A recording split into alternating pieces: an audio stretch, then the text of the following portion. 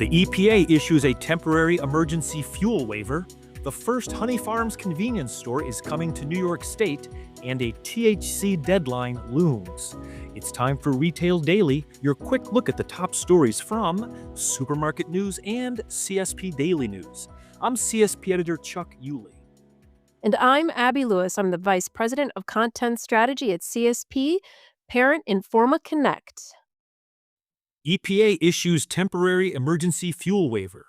The U.S. Environmental Protection Agency on Wednesday issued a temporary emergency fuel waiver allowing nationwide sales of E15 ahead of the summer driving season.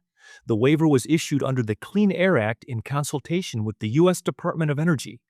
E15, or gasoline blended with 15% ethanol, already can be sold year-round in some states. The move prevents the seasonal cutoff of E15 sales in many markets due to federal volatility restrictions, allowing retailers to continue offering the fuel through peak driving months. Hello, New York State.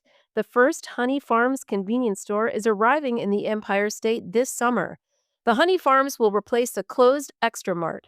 A spokesperson for Global Partners, which owns both brands, told CSP. The Honey Farms is scheduled to open in August at 2954 State Route 9 in Malta, the spokesperson said, adding that a new store will be built on the site. Global Partners, which also owns Alltown Fresh and other C-store chains, plans to add more Honey Farm locations in New York, but does not yet have a schedule. Global Partners acquired Honey Farms in 2017. Always be adapting. Retailers are innovating and modifying their food service offerings throughout all day parts to stay competitive with other C-stores and fast food establishments, the latter of which many C-stores increasingly view as serious competition. Breakfast and lunch remain the bread and butter at Rutter's 88 convenience stores, but they've seen a slight shift toward the dinner day part, said Philip Santini, Senior Director of Food Service and Bar Strategy for the C-store chain. What's new in AI?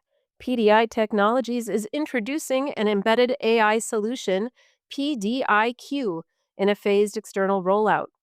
The technology automates routine tasks, coordinates workflows across customer solutions, and delivers personalized insights.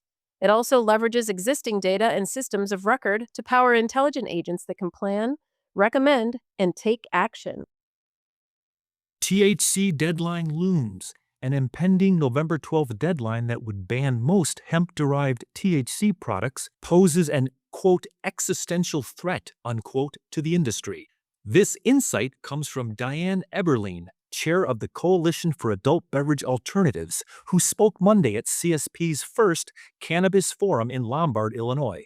In her presentation, Eberlein unpacked the latest regulatory decisions reshaping these products, including a provision in the federal spending bill that would effectively ban the sale of intoxicating hemp-derived THC products beginning in November. And that will do it for today's episode of Retail Daily. Subscribe on Apple Podcasts, Spotify, and more for your daily dose of retail news. For more on these stories, visit CSP Daily News and Supermarket News. I'm Abby Lewis. I'm Chuck Yulee. Have a great day.